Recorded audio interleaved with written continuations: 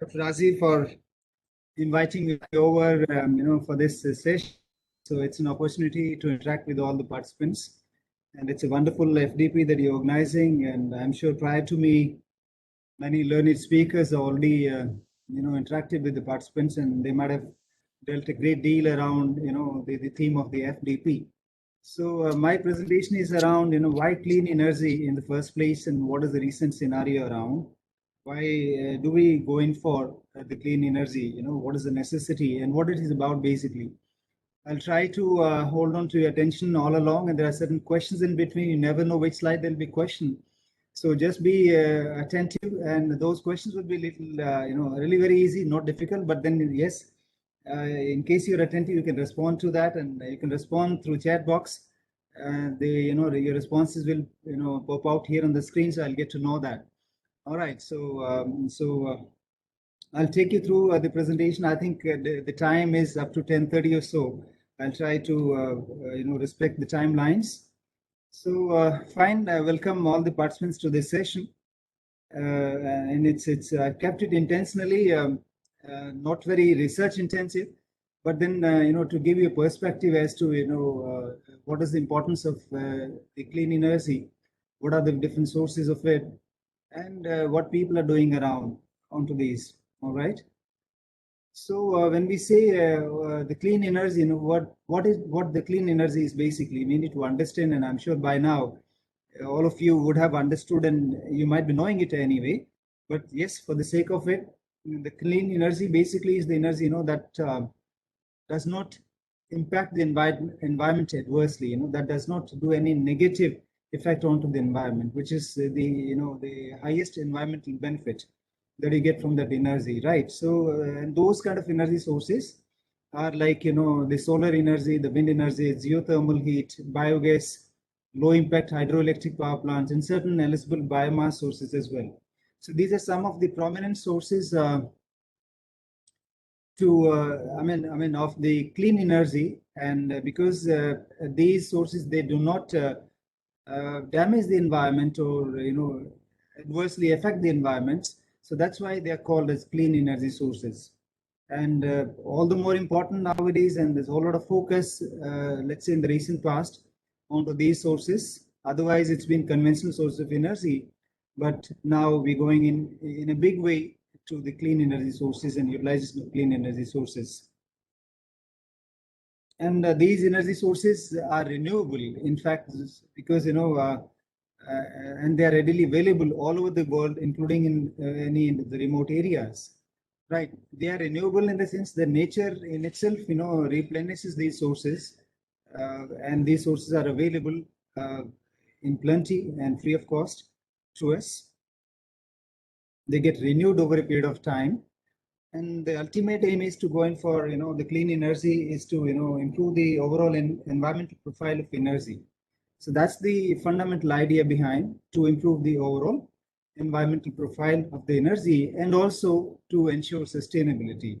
Right, these sources are the ones that will be available till the time there's life on this planet. You will have the solar energy available, you will have the wind energy available. Right, so these sources of energy are not only clean but also sustainable. All right. Then why clean energy? And the question.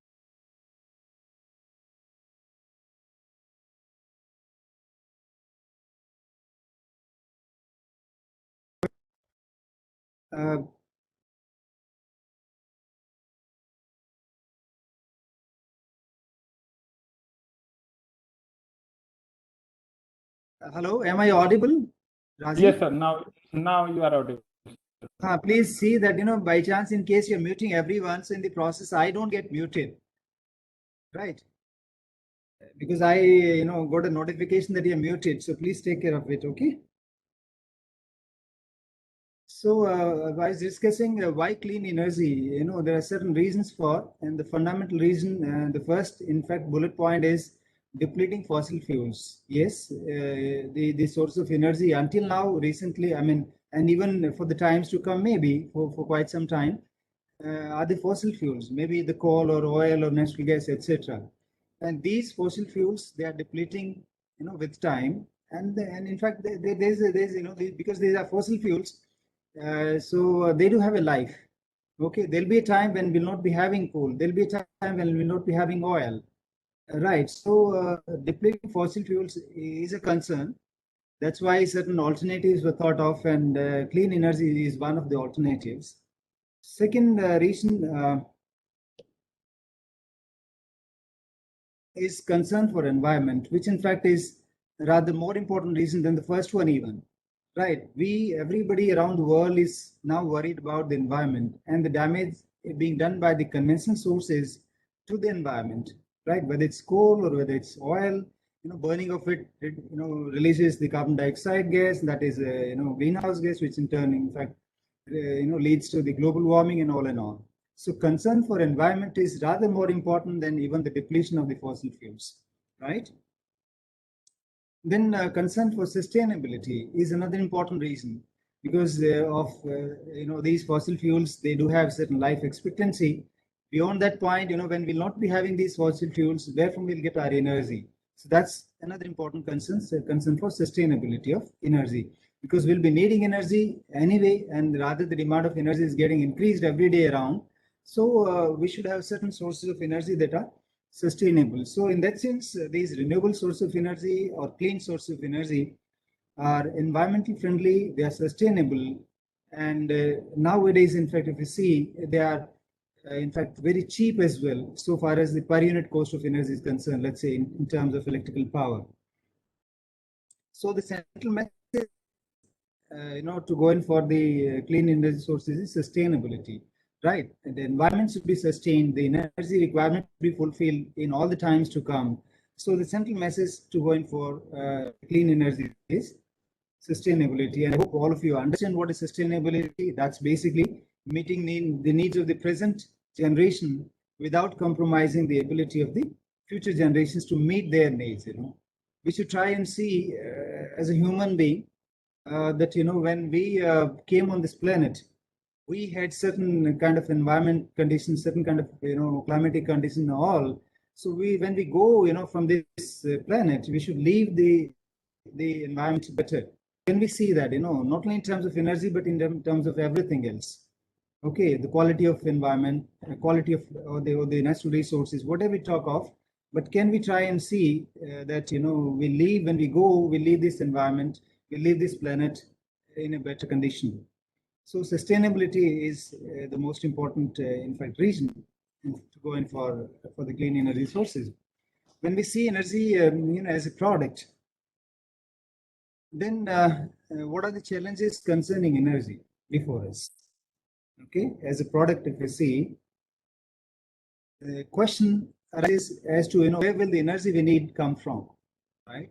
And the answer is obvious. The energy that we need, or that we'll need in the times to come, will come from these clean sources of energy.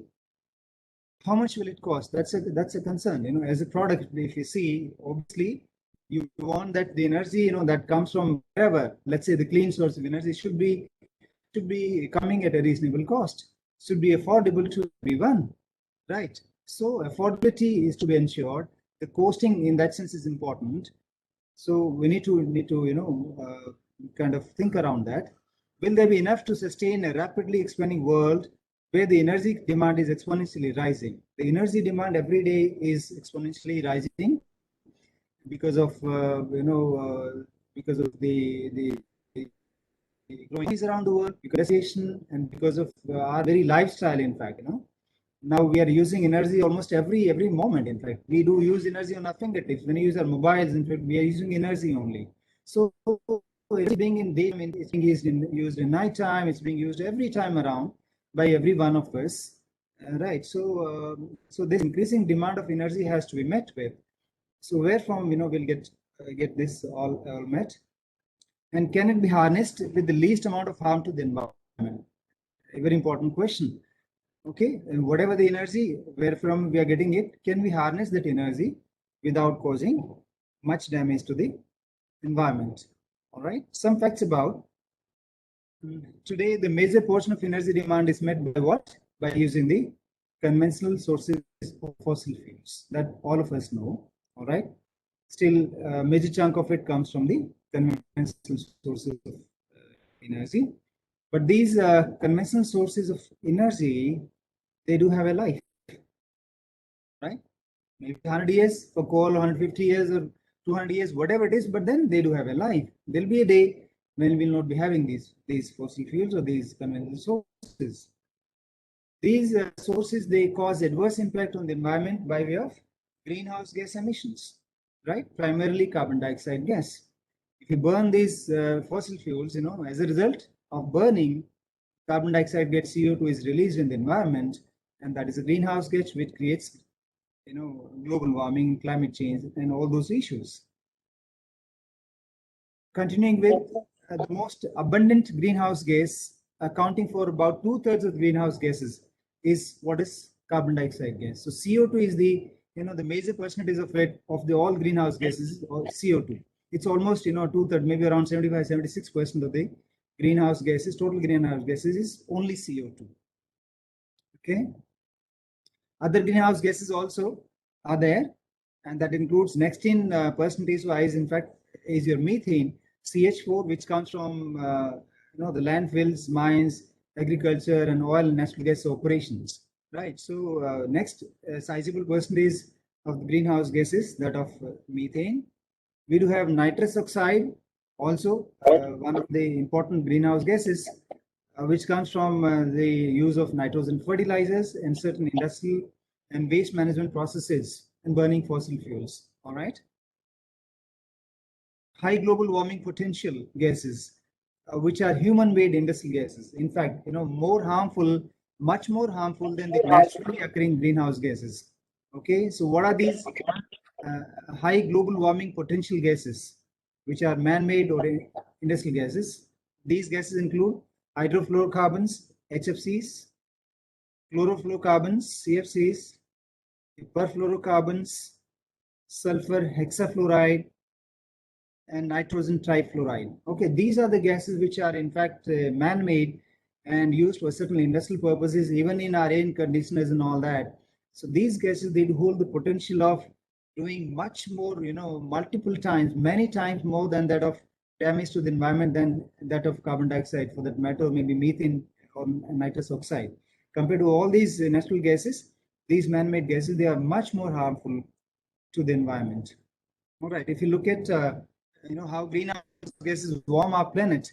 So for instance, if we consider as a reference carbon dioxide gas is 1, so 1 unit of carbon dioxide and 1 unit of methane, for example, then methane is 25 times more harmful than carbon dioxide, and nitrous oxide is 300 times more than carbon dioxide gases.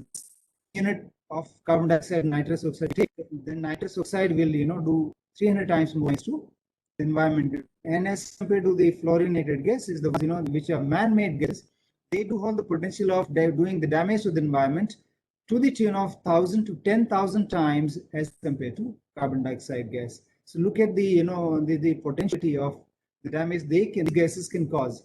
So we need to pay attention to reducing the man-made gases to the extent possible, or almost nullifying, or we try and find certain substitutes for these gases. So they do hold a very high potential of global warming or doing the damage to the environment. Okay, we should be all conscious of these facts. And this is what I was talking about. Carbon dioxide gas is almost 76% of the total greenhouse gases. Methane is 16% next in the line. Then nitrous oxide 6%, and fluorinated gases some 2%. But then this 2% causes the damage to the tune of 1,000 to 10,000 times. You can imagine. All right. So greenhouse gases emission by country. Which country, in fact, is contributing the most to the greenhouse gases? How much percentage by which country? For example, here, if you see, China is the one which is contributing to the greenhouse gas emissions the most. 30% of all the greenhouse gases, globally, are being contributed by China. The United States is 50%, European Union is put together is 9%, India is 7%. I mean, we are, being a growing economy, so we also now, contributing fairly nicely in that sense. So it's then Russian 35%, Japan 4%, and rest all countries put together is 30%. So this is how the country, this planet, are contributing to the greenhouse gases. What being gases emissions? If you see, this is just a map of it, wherein the color indicates it all. So the more dark the color, it is more greenhouse gas emissions is taking place in those particular patches of the land. And then if you go by the sector, the sector is contributing more to these greenhouse gas emissions. So it is the energy sector, which includes all your transportation, other fuel consumption, manufacturing, etc., etc. So electricity and heat. So that's around 68.7%. So this is by sector. Agriculture sector is contributing to 19.6%. Then industrial processes 6%. Then land use change in forestry some 3.8%. And waste and its disposal, etc., 1.9%. These are the facts, that you can appreciate possibly, why maybe, you can appreciate even better that, okay, we need the greenhouse, we need the, clean energy sources, right? Then effects of greenhouse gases. What are these greenhouse gases doing to the environment? They are leading to the climate change because of they are leading to the global warming, and because of global warming and the climate is changing. All right, and adverse impact on the ecology as well. With every maybe 0.1 degree rise in the temperature of the Earth atmosphere, that is where we call it as global warming. The very ecology is changing. Certain biological species, they get extinct, in fact, because of that. Maybe the water level in the sea rises, or because of some other variations. So the ecology is getting affected very adversely by all this, and there could be so many other effects as well. And because of these ill effects onto the climate, on global warming and ecology and all in all, the world community is showing its resolve. They are really very concerned. And there are these summits taking place world over. And Paris Summit is the one which was very important. I think all of you might be knowing. And the idea behind all those summits is to reduce the emission of greenhouse gases. Okay. World Summits on Climate Change. And the one that I was talking about is the Paris Agreement that was on Earth Day, 22nd of April, 2016. You can see, 175 world leaders signed the Paris Agreement at the United States headquarters in New York on a single day. This was by far the largest number of countries ever to sign an international agreement on a single day, which was obviously then ratified subsequently by many other countries as well. So, that shows the concern and the importance, the climate change is being given to by the world leaders. All right. Okay, there are some questions. I said, there'll be questions in between. You never know which slide there'll be a question you need to respond to. I'll appreciate your response. Are greenhouse gases required at all? There is this question. Are greenhouse gases required at all? You can respond. Yes, Tripti, you said yes. Okay, fine. Thank you. Yes, again, Ashutosh Chand Pandey. Thank you. All right. So rest of you also can respond to. Yes. Okay, Dr. Amit Bey. Thank you so much. Yes, all of you now. Okay, I appreciate your being responsive. Thank you so much. Yes, we need greenhouse gases. All right. Another question: do greenhouse gases occur naturally? Just yes or no. Very quick questions and quick responses as well. Yes, it is. All of you are very right. Absolutely right. Thank you so much. You're very attentive. I appreciate that. So yes, we need greenhouse gases, and the greenhouse gases, they do occur naturally. Yes, very true. All right. Okay, let's see. Is there any question? Do all greenhouse gases occur naturally? Here's the question. Yes or no? Do all greenhouse gases occur naturally? No. Yes, that's the right answer.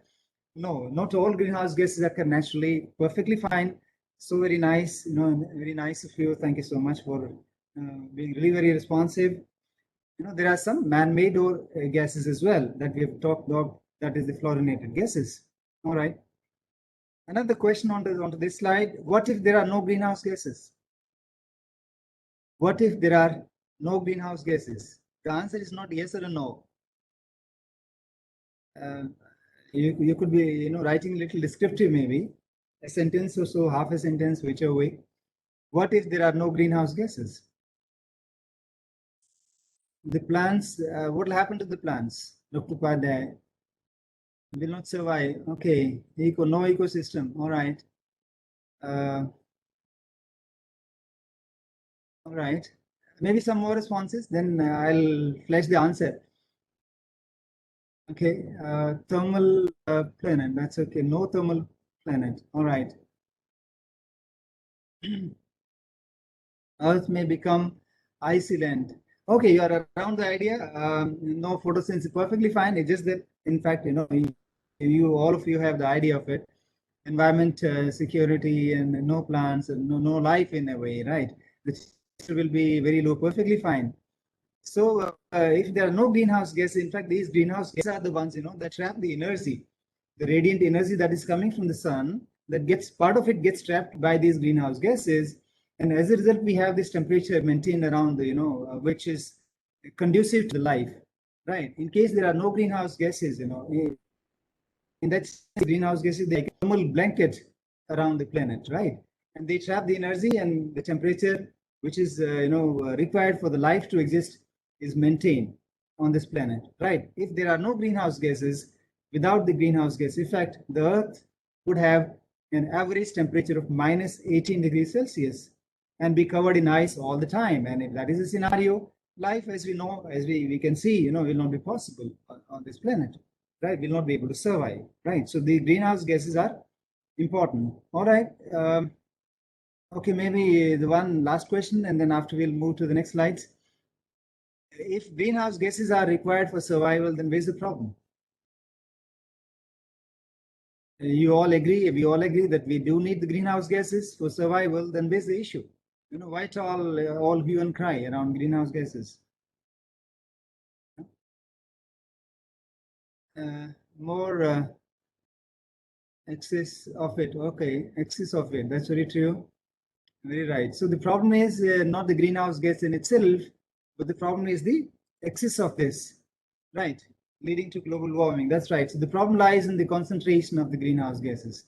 Should be within limit. That's perfectly fine. So greenhouse gases in the Earth atmosphere, the concentration is rising, which is constantly on the rise, leading to the adverse impacts. And because of the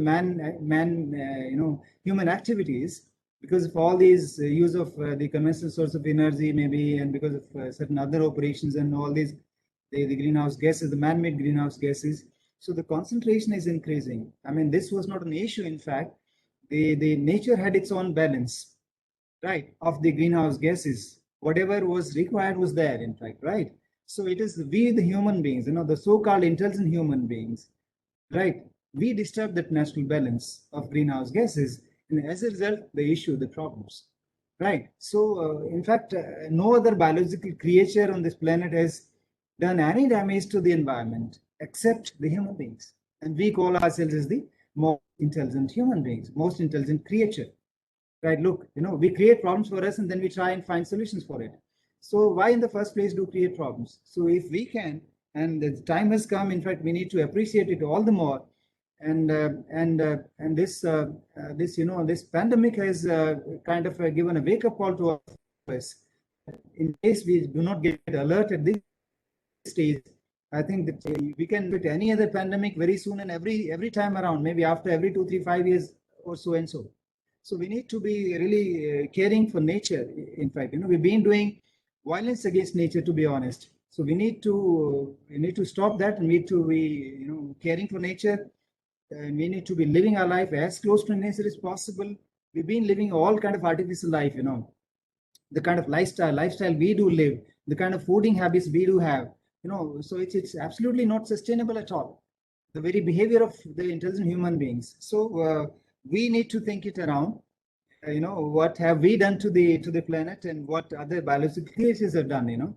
In fact, if we if the human beings are not there on this planet, maybe the Earth will flourish, right? But if there are other biological creatures, they are not there, maybe, you know, there'll be some damage to the planet. So it's, you know, that important. We need to be caring, right? All right. So what is the alternative? You know, by now you can appreciate, yes, it's very alarming situation. And to be honest, we have waited far too long to, to do something for the climate change, and we've done far too little, for the climate change. So we now have to be really very concerned and worried. But yes, there is a silver lining. We can still start doing things, and we are doing, in fact, globally. People are now going in a big way for the renewable energy sources, and that is where this FDP is around, in fact. And all these renewable energy sources are being used as clusters of small units in the form of microgrids, you call it as, or hybrid energy systems, whichever way. But then yes, there's a lot of focus, and ideally speaking, it is expected that maybe some 2-3 decades down the line, we'll be having almost maybe 100%, if not 100%, maybe around 80-90% of our energy would be coming through renewable energy sources. And the ideal situation will be that the world be powered 100% through renewable energy sources, maybe by 2050, 2060, or whatever. Right. So, and the governments are laying a whole lot of emphasis onto this. Even in our country, the Ministry of New and Renewable Energy, is laying. They do have the priorities, and they are laying full focus on to establishing these renewable energy sources all over the country. And we do have very good potential of renewable energy, especially solar and wind. So, all right, what is the alternative? The alternative obviously is the green energy or clean energy or renewable energy, whatever you can call it. All right. India, as a country blessed by nature, there's this important statement. When I say this, I mean in terms of renewable energy sources primarily. We do have some 300 clear sunny days in a year. Look at that. Look at the potential that we do have. There are countries wherein the sun is not visible even for 6 months, maybe altogether.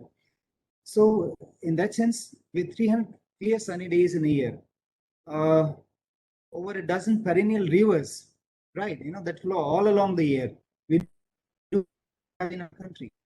We do have a coastline as long as something around 7,500 kilometers, right? So if you look at this all, there are so many countries that are landlocked. They don't have a coastline at all, right? There are so many countries wherein we do not have, these sunny days available, right? We do not have these kind of, rivers flowing all the year around. So in that sense, we as a nation are really very blessed. We do have all kind of geographies, right? If let's say, we do have the peaky mountains down to the plains and the coastline and all. We can grow any damn vegetable or any vegetation for that matter, any grain, or any fruit that can be grown anywhere on this planet. So all kind of climatic conditions, this kind of potential. So I think, and there are natural resources available. So we are really very blessed by nature. It's we, possibly, if I can say so, have done a damage to, or have not maybe managed our affairs, or we've been kind of, under invasion and all that. So whatever the stories or reasons, but if we start, believing, and we start taking pride in our country being blessed by nature, and, accordingly start moving, there'll be a day when we'll be fully, based on this renewable economy, and we'll have, the status of developed nation pretty soon. So India has, in that sense, got a huge potential of renewable energy, and so much so to move into a fully renewable electricity system by 2050. So, look at that. Will not only be in our country, India as a country, but also maybe globally, people will not be using the fuels, even if we'll have sufficient reserves still available, right? Even if these fossil fuels won't have depleted, we'll stop using them, in fact, right? So that's a scenario we look up to, and I'm sure 2-3 decades at the most definitely will achieve that scenario. Okay, India at night from space. This is just to emphasize the fact that we do need energy. In daytime we do need energy, in the nighttime as well. That's the nighttime kind of photograph, and it's so very bright.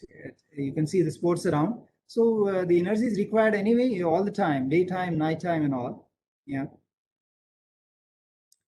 World energy consumption, if you see, how the energy has been consumed world over.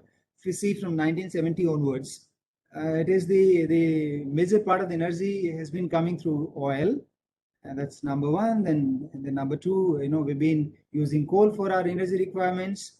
Then natural gas up next, and then hydro, the nuclear, and other renewable sources. Renewable energy sources until, let's say, until 2000 or so, it's been almost negligible. Beyond that, it started increasing in 2010, if you see, and then after, it's a very sharp increase, kind of exponential rise. And there'll be a time very soon, when this green curve, in fact, will overtake all of these curves and will be the number one source of energy, right? And how much longer can we depend on fossil fuels? Obviously, not much longer. We keep consuming at the same pace at which we are consuming. Although the trend is like going towards renewables, so we will not be consuming them at the pace and possibly. But yes, in case it is the scenario, then because fossil fuels, they do have a life expectancy, they cannot last for any time to come.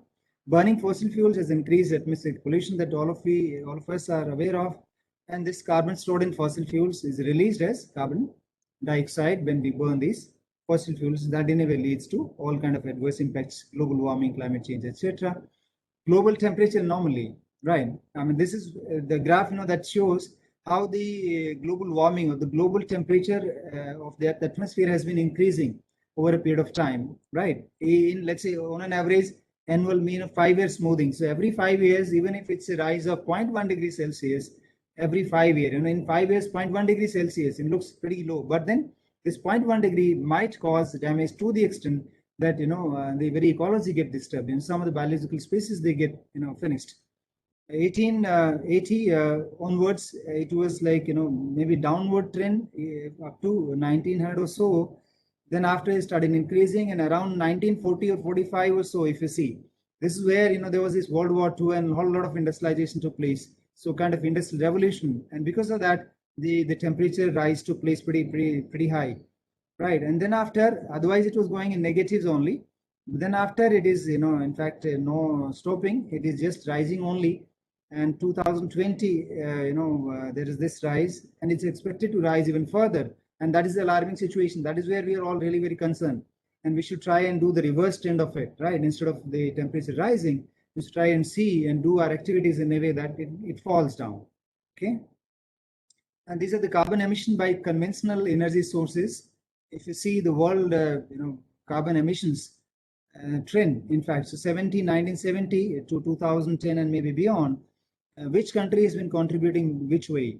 So it was the USA very consistently. So in a way, this orange color. But then after 2005 or so, maybe it was China, that overtook USA. So it is China which is contributing to the greenhouse gas emissions the most. In fact, if you see, then we do have the European Union, and then India is also now, because being a growing economy and a large country, large populous country, we're also contributing, all right? Then Russia, Japan, and all these countries, right?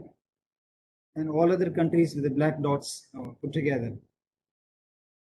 Non-conventional energy sources that we've been talking anyway right from the beginning are the ones that are renewable, renewed by nature, replenished by nature, and these are some of those sources, right? Wind, solar, geothermal, etc., etc. All these are renewable, can be renewed or inexhaustible, and obviously don't cause any pollution to the environment.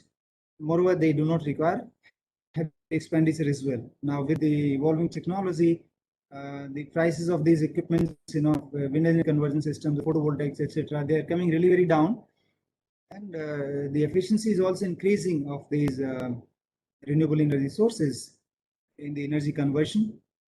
Non-renewable energy sources, obviously, as we all know, are the natural sources that can be replaced and reused by nature are renewables, and the ones that cannot be replaced or replenished by nature are non-renewables. All right, I think that's fair enough. It's all discussed. India cumulative power mix as on 31st March 2019. So if you see how the power that we are consuming, electrical power, is coming from where? So it is primarily the use of coal. In fact, maybe thermal power plants, primarily 57.14%. Hydro, we're getting the power 13.12% from hydro. gas 7.21%, nuclear it's 1.96%, and waste to power is also there, 0.04%, diesel 0.24%, and renewable energy sources 20.32%. So that's the renewable, and in this also we do have major portion coming from wind energy, that's 9.87, then solar, and then biopower and small hydro, that's 1.3. So renewable energy is 20.32%, is fairly good, and it's increasing every year. Maybe 10 years down the line we'll have this energy almost maybe 35% or so, or 30% or so at least. Renewable energy sources here in India, if you see only renewable energy, so that is where it is the wind, that is 29.15%, then solar, then biomass, and small hydro and waste to power. So that's the percentage of it all right? Top 15 countries using renewable energy sources. What are the ones that are the leading countries in the use of renewable energy sources? And that is where, if we see, we do have United States of America, USA at number 1, then China, Germany, Spain, Brazil, Italy. Yes, even we are also doing nice. And possibly the pace at which we are working, the ministry is working, and there's a lot of focus around. Might be, you must be knowing that International Solar Alliance, we are the leading country along with France in signing that agreement and making other countries agree on to that. So many of these might can reach up to, if not number 1 or 2, then at least number 3 or 4 for sure, very soon. Okay. The capacities, if you see, how the renewable power capacities are being added world over. If you see year wise, then this yellow color is for the solar PV, blue is for wind and hydropower is your green, and then orange is for biopower, geothermal, ocean power, and concentrated solar power, CSPs. So if you see, this is how the trend is going around. 2012 and 13, 14, until 14, 15, it was like, not much. But yes, still 16, 17, and 18, if you see, it's 181 gigawatt only in 2018 alone. 2018 alone, 181 gigawatt of the renewable energy was added to.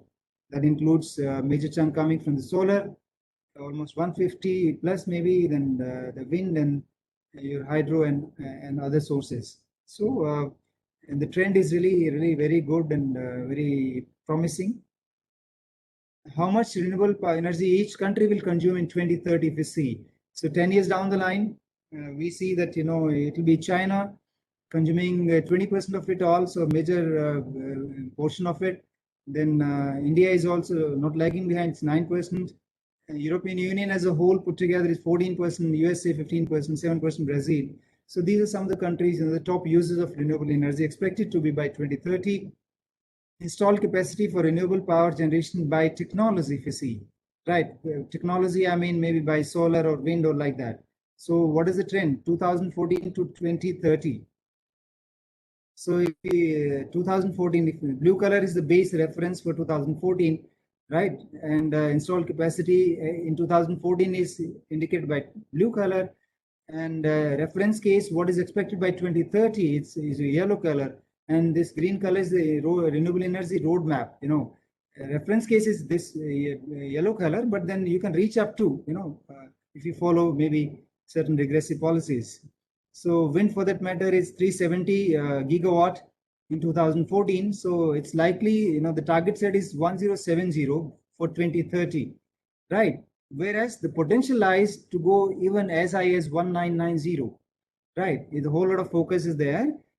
So we can surpass this target, which is set for 2030 of 1070, and we can reach even up to 1990, like that in a solar and other sources of energy as well. All right. Okay, here's a question for you. All right. Even I was wondering, it's been long, no question. Okay, very easy though. What is the target India has set for itself in terms of total power generation through renewable sources by 2022? Fairly easy question. Most of you must be knowing, I'm sure. So please respond to that question.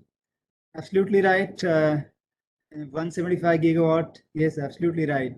And both of you and others would also be responding, I'm sure. Then so 175. Thank you all. Thank you. Thank you. So 175 gigawatt is the right answer.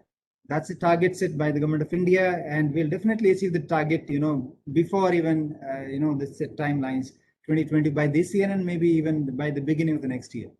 175 gigawatt. All right. So this 175 gigawatt renewable energy will contribute to 18.9% of the entire power consumption in India in 2022. So that's a very good capacity addition. It's going to be, right? This is how it is projected to be, right? 2022, 18.9%, 175 gigawatts. All right. Another question for you, right? Okay, what is the breakup of this 175 gigawatt power targeted to be generated through renewables by 2022? What is the breakup of it? Like how much of it, this 175 is to come from where, from which source in a way? So 100 gigawatt from it, yes, from solar. 100 from solar are sourced perfectly fine, right? Absolutely right. And what about the rest 75? 150 from wind. Somebody right. There is 100 from solar. That's right. Okay. Somebody wrote 50 from wind. All right. Let me see. And 50, Dheeraj, you said from wind. Okay. Okay. You're around. 50 is, not the right answer, but you're around that anyway. 100 from solar is the right answer. And then how much is to come from wind? 60 gigawatt. Yes, that's true. Dr. Padhyay, 60 gigawatt is to come from wind. That's perfectly right answer. And then the rest, 15, 100 plus 60, 10 gigawatt is to come from bio. Perfectly right. That's right. So 705 from small hydropower plants. So the answer is there available now. So let me put it before you. Perfectly right. 100 gigawatt is to come from solar, 60 from wind, and 10 gigawatt from biomass, and the remaining 5 is to come from the small hydro power plants. So this is how this 175 is supposed to be by 2022. All right. Thank you for being, all of you, for being so responsive. Estimated direct and indirect jobs in renewable energy by country and by technology. So this is going to be offering, many more jobs to even your oil sector or coal sector for that matter in the times to come. Maybe a decade down the line, the job scenario in these conventional sources is going to be declining, and the job scenario here is going to be increasing. If you see solar alone, I mean, these many thousands, say 3,095,000, for example, would be the job offered world over in solar PV alone. In our country, let's say it's 121,000. So 121,000 jobs would alone be available in solar PV, right? So likewise in liquid biofuels, wind power, and all. So this sector in a way holds the potential of providing youth to our, the jobs to our youth, and not only jobs but also certain, certain environment or ecosystem for startups as well, right? People can start their own ventures, around these technologies, around maybe the products, selling these and have the startups.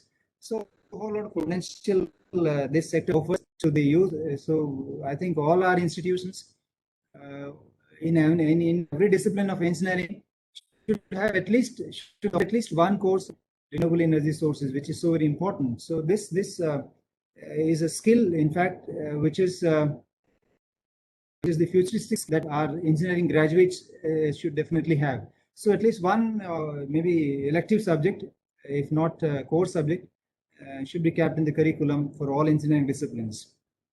All right, there's a question now for you again. All right, this might be a little tricky.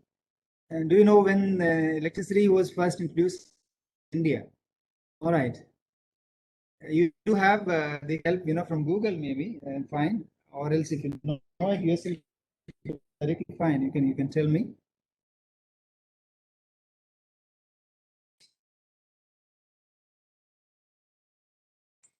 There, as you say, 1800, not right, but 2 digits are right. 2 digits around 1800. Fine. It's like 1857 was something else. That took place. 1857. The revolution. 1879. That's right, Raj. So here's the answer. 1879. Yes, yes. So by now, Sakshi, thank you. 1879. All right. The first demonstration of light was in now Kolkata, right? Conducted on 24th July 1879 by P.W. Fleury and Company. That was the time, when we had the like in our country, 1879, 24th July. And on 6th of January 1897, Kilburn Company secured the Calcutta Electric Lighting License as agents of the Indian Industry Company, which was registered in London in January 1897. And that was, and in Mumbai, Mumbai saw the electric lighting demonstration for the first time in 82, 3 years down the line, 1879 Calcutta, and 3 years after it was Mumbai, 1882. Prior to these years, 1879, we have light in the country, we didn't have electricity in the country. 1818 at Crawford Market and the Bombay Electric Supply and Tramways Company, BEST, this company still exists, set up a generating station in 1905 to provide, electricity for the tramway, right? Okay. All right, so solar energy. Now let's talk about. Until now, it's been the statistical information which, just to establish the fact, establish the excitement that we need to go in for renewable energies and what is happening and where it's happening, why the need and all issues. And I'm sure you all could appreciate these statistics. Then the solar power. When we talk of solar power, all of us know solar power comes from the radiant energy of the sun, and that's the chemistry of it. Like all these of the radiant energy, right? So major uses of solar energy could be direct or indirect, whichever way we can use the solar energy directly for heating purposes, indirectly by generating electricity and all. So heating water, for instance, space heating is one application of it, another application of it. Then generating electrical energy from solar energy, right? And so these are some of the uses of solar energy. Solar technologies for daylighting, for passive solar heating, concentrating solar thermal, photovoltaics. For example, when we say daylighting, we can so construct our houses, with the glass window panes that it allows the light to come in, and we try and use the natural light, But nowadays the trend is otherwise. That again to me sounds very, very very bad. We have all the curtains put in our rooms. We block every ray of light coming in a house, right? We are living in so many tight and closed compartments that there's nothing, no nature available inside. So try and see if we can live as close to nature as possible, and that includes letting the natural light also get in our houses, right? We first close the doors, close the curtains, then put on the lights. That's how it should not be.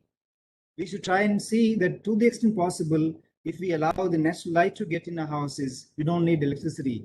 So that's how we should construct our houses, and we should try and use the electricity very judiciously.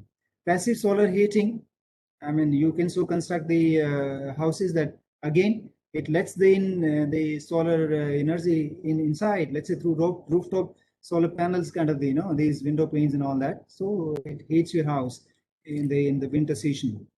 Concentrating solar thermal power plants, right, wherein we do install these solar reflectors all over in the space, and the incident rays, they are focused on a single point that heats up that particular point. For example, if you focus the concentrated light on an object, that object starts burning. So that's how it is. You can see these solar reflectors placed all over the space, and all these reflectors, they are pointing to the central tower.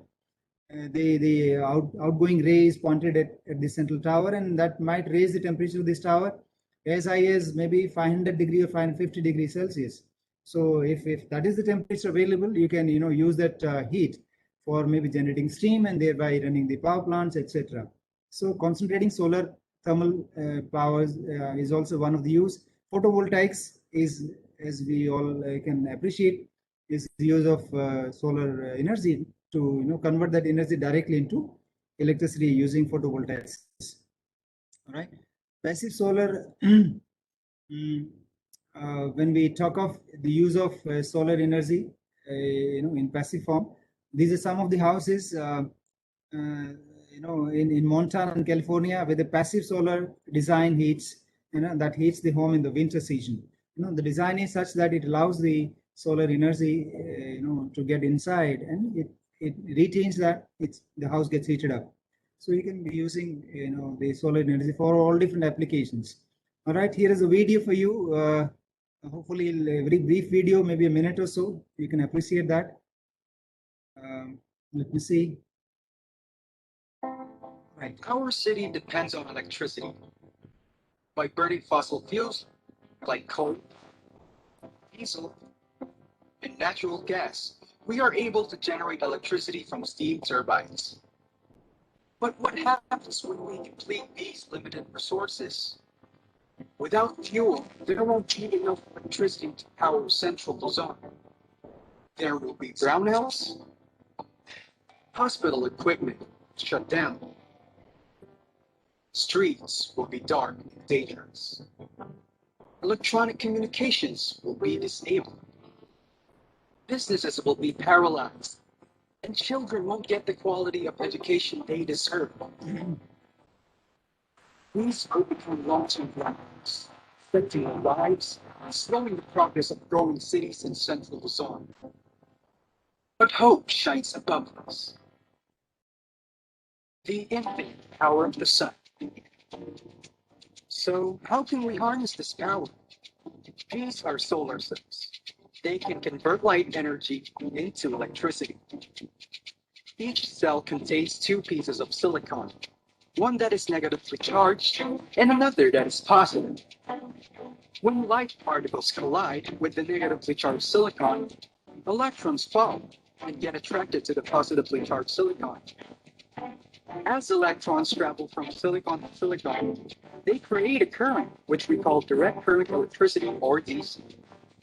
This is the type of electricity found in battery. A number of solar cells connected to each other and mounted in a frame is called a module. Each module is designed to generate about 30 volts DC. To generate large amounts of electricity, modules are grouped together to form an array. These are scattered throughout an open field to capture as much solar power as possible. But this electricity is still not ready for public use. It needs to be converted to match the type of electricity needed by home appliances. That's why solar power plants have inverters and transformers. The inverter converts the single current direction of DC electricity to multiple directions of alternating current, or AC. The electricity then flows to the transformer and boosts it to 13,800 volts to reduce power loss when electricity is transmitted to far distances. From the transformer, electricity flows to a substation. This regulates electricity to usable 220 volts using another transformer and distributes power to homes. This is how the Roslog solar power plant in Mexico, Pampanga works.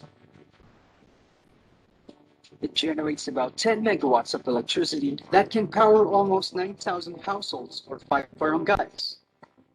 Unlike fossil fuel plants, which can be depleted and produces carbon emissions that harm the environment, Roslog runs on 100% renewable energy from the sun.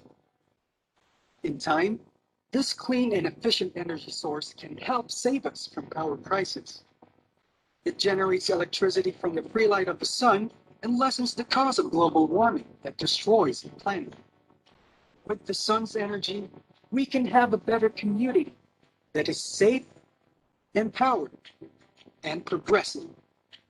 I'm Roslog, and the power of the sun is yours. So this was a brief video. I thought I should run it for you to appreciate that. Hopefully you could make out better sense how the solar energy in fact is useful. All right. And then what are the advantages of solar energy? Okay, as we all know, it's clean, doesn't do any damage to the environment. Fair enough. The very first and important advantage of it. It is sustainable till the time there's life on this planet. We'll have this solar energy available. In case there's no solar energy, life will not be possible. So it's fine. Sustainable it is. Provide electricity in remote places where it's difficult to take the grid connections at times in remote places. you can install certain isolated or islandic kind of solar power panels, and can provide power to that particular area. So it can provide electricity to remotest possible places as well. And it's free of cost, doesn't cost you anything. Only thing is the initial installation of the solar power panels, and that too, nowadays with the technology evolutions, it has come really very cheap. So that is also not a worry. Then there are certain disadvantages of this energy as well, and one of the prominent disadvantages is that the efficiency. So these conversion of energy through the solar PV photovoltaics is very less efficient. Maximum efficiency achievable until now is around 30%, although people are talking about even 40 to 45%. But then that's at the prototype level or the lab levels only. So these are conversion systems. Photovoltaics are not having that good an efficiency. That is a disadvantage. Costly equipment it used to be, but now it's no more the disadvantage. In fact, and we're getting all these equipments fairly at a very reasonable cost. All right. And part-time, this is yes the most I don't know, the disadvantage, which is in fact really very something that we need to be taken care of. This energy is part-time, kind of unpredictable, right? This is weather dependent. So the intermittent nature of the solar energy, or for that matter, even wind energy, you're getting, let's say, from solar power plant, something around 100 megawatt. Suddenly it becomes very dark, cloudy. So you might get only if it becomes cloudy, maybe instead of 100 megawatt, but it gets really very dark cloudy, we don't get even 10. So that's the unpredictability associated with this solar energy. But nowadays we can predict the weather forecast well in advance, so we can get to know how much energy is likely to be obtained from the solar power plant, during this particular day or during this particular time. So we can plan code, we can schedule accordingly. So, but then this is one of the major disadvantages of solar energy, that it is unpredictable or intermittent in nature. Whether right, we need to have the energy storage devices in place in case there is, there's the solar power plant which is feeding to certain let's 100, 200 houses, and there are no other generation plants possible there in that area. So what you need to do is, just to take care of these kind of intermittency, you need to have certain energy storage systems. Maybe battery, maybe some supercapacitors, maybe some pumped hydro storage, whichever way you need to be having the storage in place so that we can take care of this intermittency. But then that's the major disadvantage of solar energy. It is intermittent in nature. All right. Solar resource. There are certain questions. I'll take up all your questions.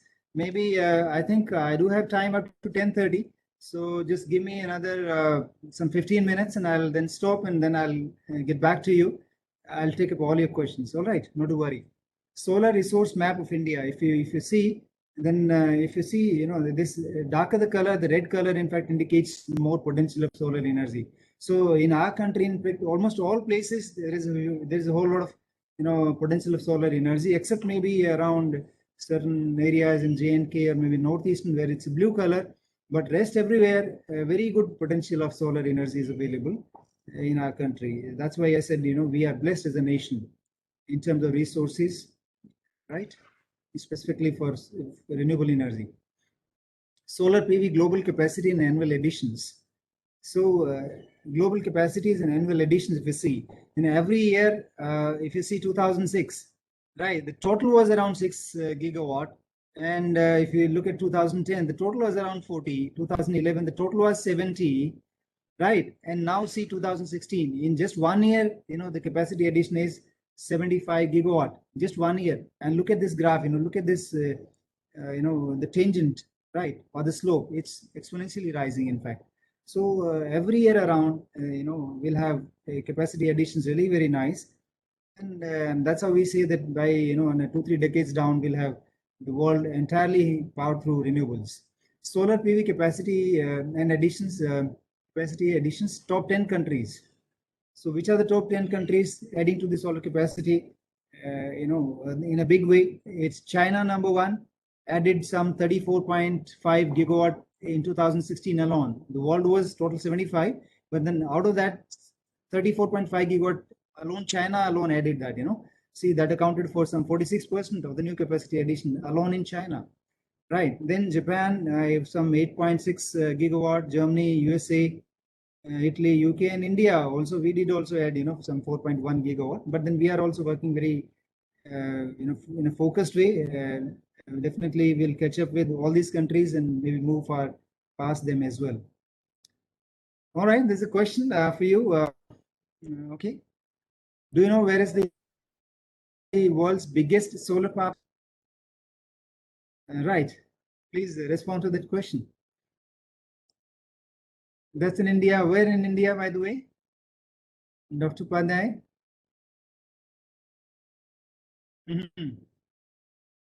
Tamil Nadu, somebody said, okay, Nitin Chandra, Tamil Nadu. Gujarat, Dr. Pandey, that's in, somebody said Rajasthan, Tripti, Solar Park, Barla Solar Park, that's perfect light. So the answer is they're available now. That's in India in the first place, all right? And that's not in Tamil Nadu, but in Rajasthan, all right? So that's in March 2020, in fact, until March 2020, it was in China, in the world's biggest solar power plant. But after that, we added the capacity in, the solar park already existing. And we do have in Rajasthan, Badla Solar Park, that's in Jodhpur, with the capacity of 2,245 megawatt. That's the world's biggest solar power plant. So we all can take pride in that. And to be honest, I'm sure, in the times to come, our country is going to be the leading country adding to the capacities of renewable energy, not only in solar, but also in wind and other sources as well. All right. We also have in our campus 1 megawatt rooftop solar power plant functional for the past close to 2 years, and we are planning to add more capacity to. We have the potential in our own campus, to be kind of energy neutral in that sense. Like we'll be, generating that much energy through solar, as is needed in our institutions. So all institutions, all universities should think in terms of installing the solar PV rooftop or maybe otherwise panels so as to meet their at least partially, their power demands. And if it can be fully, that's perfectly fine. That's the ideal scenario. So we should all think in terms of, installing these rooftop solar power plants on our campuses. All right. So, Dr. Rajiv, I think 10 more minutes to me. That's okay. Yeah, we have all right. We have around 21 minutes. So including question answers, right. You can. Yeah, that's what, so including question answers. So I'll maybe using some another 12 minutes and then I'll pick up the question, right? I'll stop wherever until that time, whatever is covered, so it's covered, right? Okay. So next up is the tidal power, which is again, very good source of renewable energy. As we all know that there are these tides happening every day, right? Because of the movements of sun and moon and, all these. And there's a low tide and there's a high tide, in 24 hours, it so happens, every day it happens, right? So tides are basically what, rise and fall of sea levels. And because of what? Because of the combined effect of the moon, the sun, and the rotation of Earth, right? And that happens very predictably every day in 24 hours. Once it will be high tide and a low tide. And during tides, what happens? When it's a high tide, millions of gallons of water goes onto the shore, right? During tidal flows, away from the shore during ebbs, we call it as ebbs, and from the land. And when it goes away from the land, we call it as the ebb, during the low tide periods. So this flowing water, up the shore and back to the sea, if we can utilize that, movement of water, flow of water, and that is where, this tidal power generation takes place. The larger the tidal influence, the greater the displacement of water, and therefore more potential, of energy that can be harnessed during power generation. All right. This is a typical tidal stream generator wherein we can see that we have, this cascade, removable cascade, wherein the generator can be installed here on top of it. And there is this duct, which is a typical example is 1 megawatt RTT unit. So if you see the diameter of this duct, it's 15 meter, and that's a huge diameter, 15-meter diameter. And the length is 19.2 meters, maybe more than that also some other companies. So look at the length and the diameter, And the turbine diameter there inside this duct is 11.5 meters. There's a turbine there inside. This turbine is coupled with the genset that is there onto the casket upside of it, right? And as the water flows through this duct, that rotates the turbine, which in turn, because it's coupled with the generator, rotates the generator, and in turn we have the electricity generated. Likewise, when it flows down back, from the shore back to the sea in the low tide, so there also, then also it'll rotate the turbine, and we have the electricity generated. Right. This is how this tidal power generator works. And there is a small video here also. I'm sure you can appreciate that. Tidal power. Tidal power is a form of hydropower that converts the energy from the natural rise and fall of the tides into electricity. Tides are caused by the combined effects of gravitational forces exerted by the moon, the sun, and the rotation of the earth. Tidal plants can only be installed along coastlines. Coastlines often experience 2 high tides and 2 low tides on a daily basis. The difference in water levels must be at least 5 meters high to produce electricity. Tidal electricity can be created from several technologies, the main ones being tidal barrage fences and tidal turbines. Tidal barrages are the most efficient tidal energy sources. A tidal barrage is a dam that utilizes the potential energy generated by the change in height between high and low tides. This energy turns a turbine or compresses air, which in turn creates electricity. Tidal fences are turbines that operate like giant turnstiles, whereas tidal turbines are similar to wind turbines, only underwater. In both cases, electricity is generated when the mechanical energy of tidal currents turns turbines connected to a generator. The generator produces electricity. Ocean currents generate relatively more energy than air currents because ocean water is 832 times more dense than air and therefore applies greater force on the turbines. Tidal power is easy to install and renewable, having no direct greenhouse gas emissions and a low environmental impact.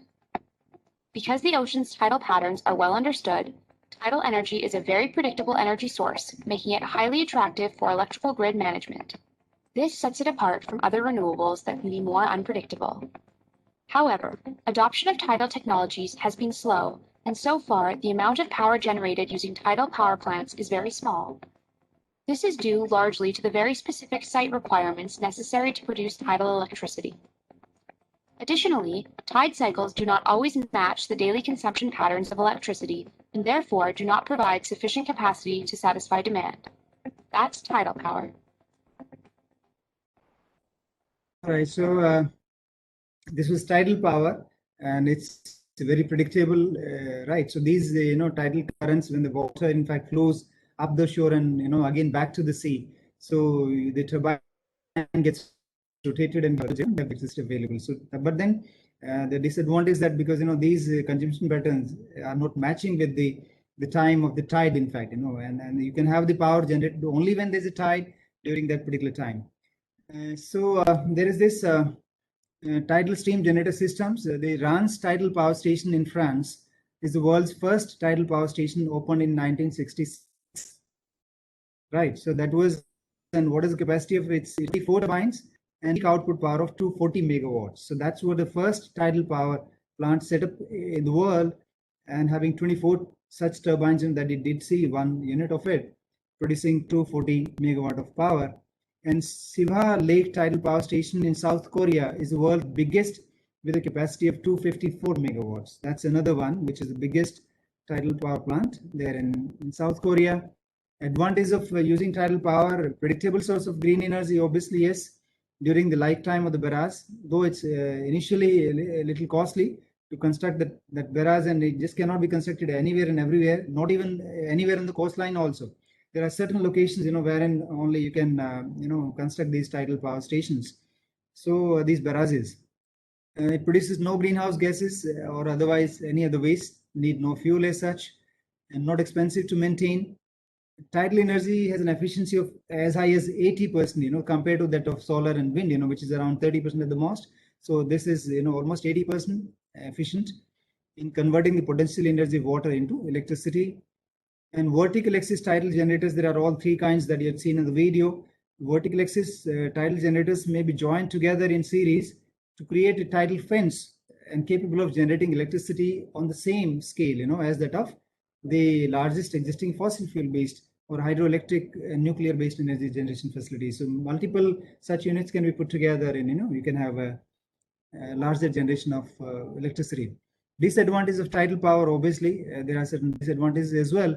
A barrage across an estuary, that's a specific place wherein you can construct these barrages, right, is very expensive, right, to build, and affects a very wide area, or the environment, the very ecology gets changed, many miles upstream and downstream, not only upstream but also downstream in the sea as well, right? The very certain biological species, they move up the shore along with water, and maybe they are retained there and they die off, or maybe when some of them they're left there only, or maybe when they move down the sea. So this kind of negative point is there with this energy. It provides power for around 10 hours each day when the tide is actually moving in or out. Obviously, you can have power when the water is either flowing up or down. That's the only time when we can run the turbine. So, and that time is only around 10 hours. So that makes the remaining 14 hours in a way idle, right? Which is not very much. All right. And then existing ecosystems would be heavily altered with new species moving in, perhaps dominating all spaces. And tidal power schemes have a high capital cost. That's what I was referring to. Construction of the barrages is really very costly. Okay. And the tidal power schemes have a high capital cost that we've already discussed. These are some of the top countries, in fact, in tidal power generation. We do have South Korea, 254. That's the highest power capacity there in the world. Then France. Then these are the installed capacities. Then UK, again 240. Scotland 86. Belgium 20 megawatt power. And we don't figure out here in India. We don't have a station as yet. There's no currently, there's no power. Then, according to the estimates, the Indian government, the country has a potential of around 8,000 megawatt of capacity, and that includes something around 7,000 megawatt in Gujarat, Cambay. Then 1,200 megawatt in the Gulf of Kutch, and 100 megawatt in the Gangetic Delta in the Sundarban region of the West Bengal. So this is the total potential. We should try and exploit this potential as well. All right, that is there in the country.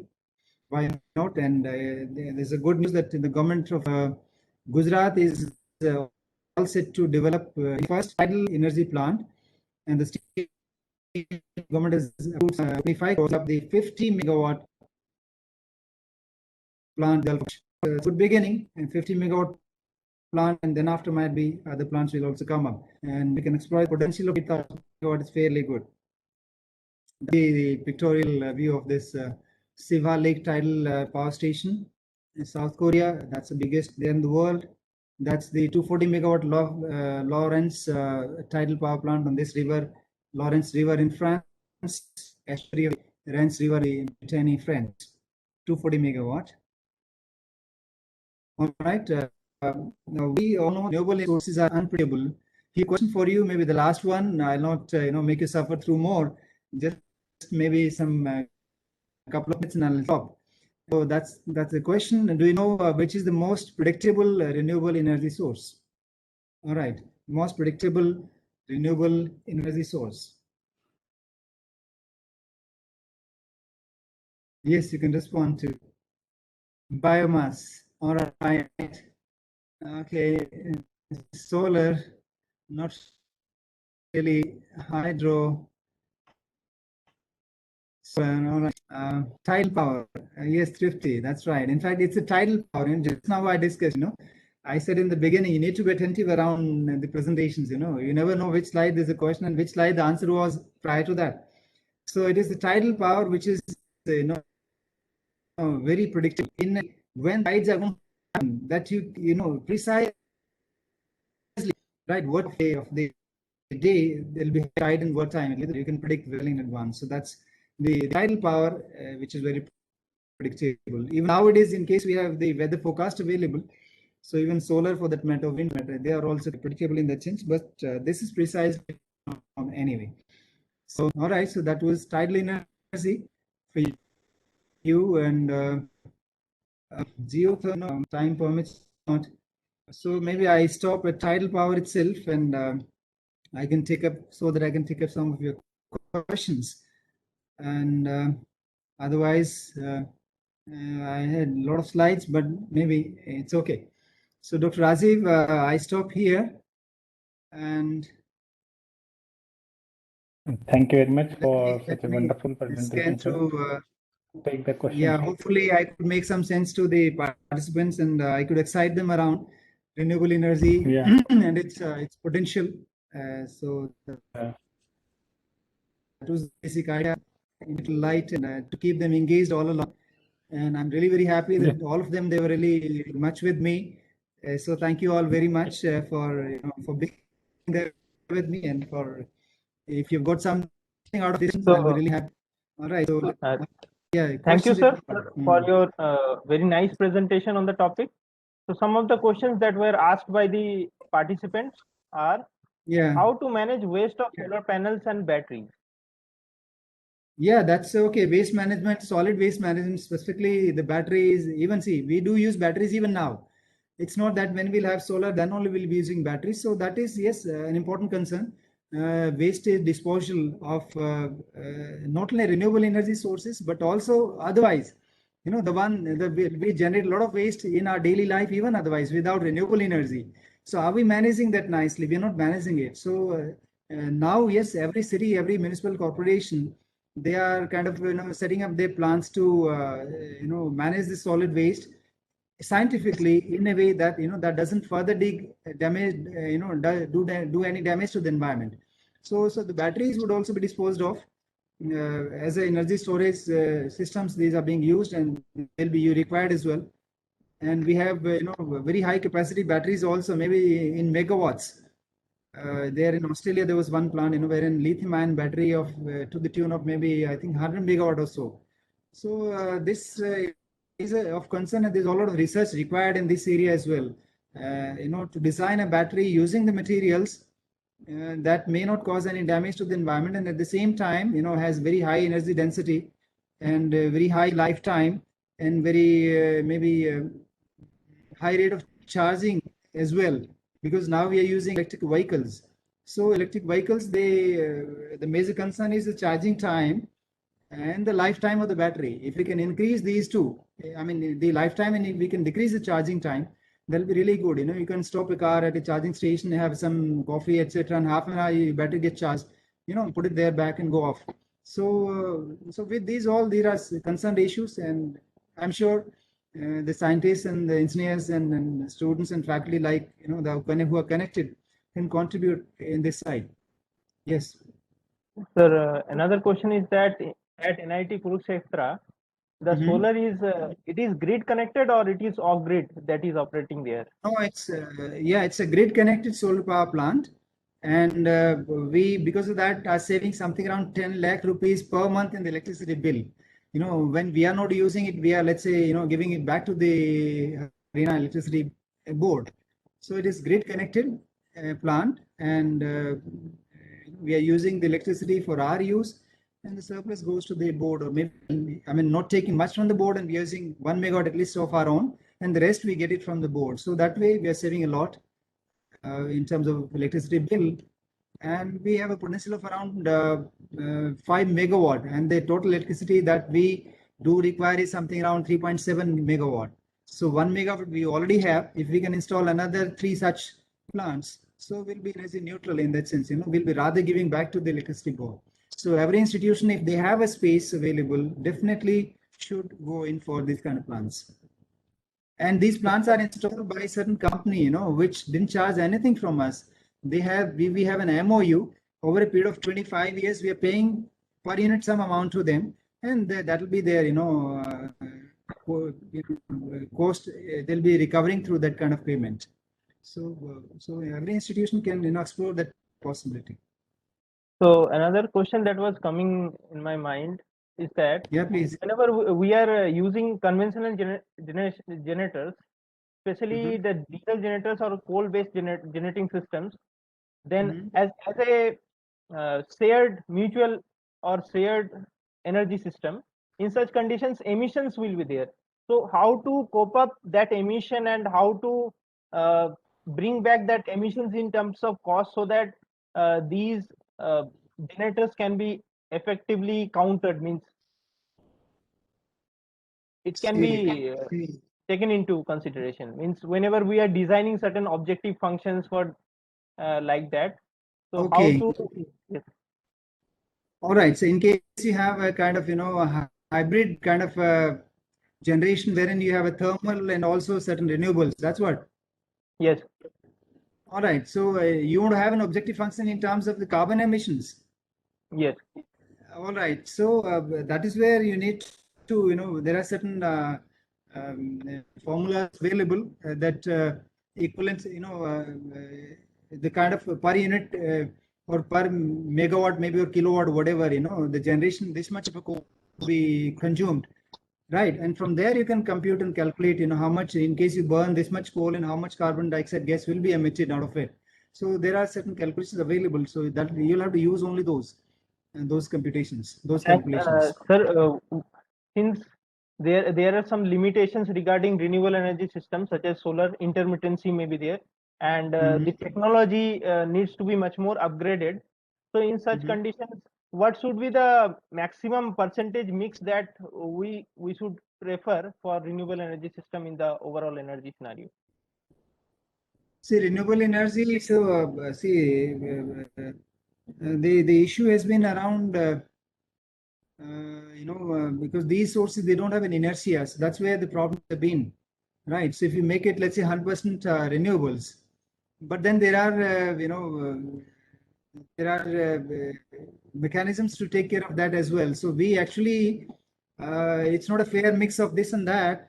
It should be, and it will be eventually 100% renewables anyway, right? Whatever the issues we do have, we do face of the frequency fluctuations primarily, or voltage fluctuations, we need to have some, mechanism in place for taking care of that, either through the use of energy storage systems or through some sort of power electronic converter inverter or schemes, or maybe switching and all these issues, or maybe operating at a little less rating, maybe in case we have a wind power plant of a certain capacity, instead of operating at a maximum power plant, we can operate it a little less capacity, right? So and maybe that, why all the time do we operate it at MPPT, maximum power point tracking, when we possibly might not be needing it, in case there's an isolated microgrid, which is catering to a certain area, and the total demand is only, let's say, 50 kilowatt, and you're generating, maybe the total capacity is 100, for a minute, and at any point in time the demand is only 50 kilowatt. And why do you then run it at maximum power point? Why can't you run it at reduced power, maybe in certain optimal power point tracking instead of maximum power point tracking? So all research around, all these issues would be addressed in the times to come. Yeah.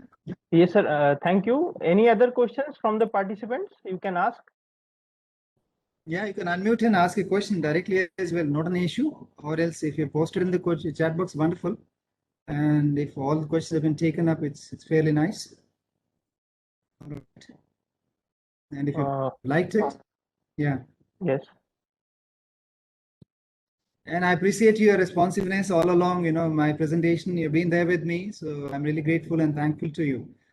Usually, such an audience, I appreciate.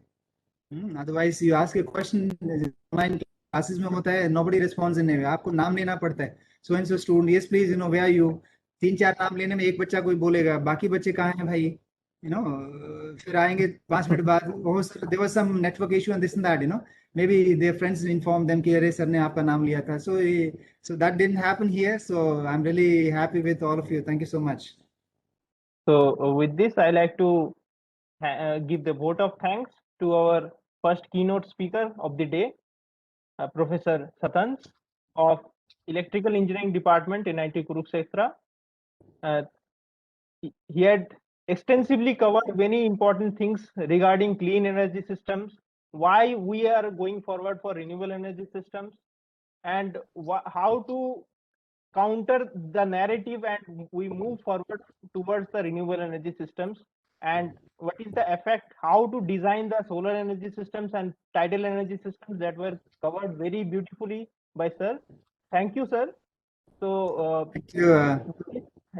I like to And thank you, Razi, for providing me with this opportunity to interact with all the participants, and that to begin the day, in fact, for you.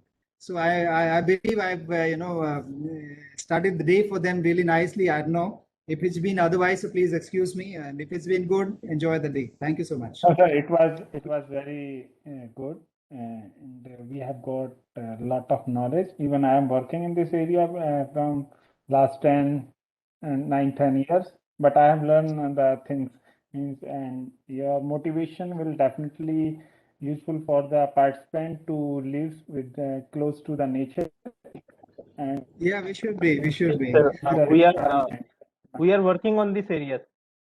Very good. Very good. Anyway, we'll keep connecting, and you can anytime drop a mail, give me a call. I'm available, right? Yes. Yeah, sir, this is memento from our side. Please accept it. Yeah, it's a beautiful, PPT that is made out of it.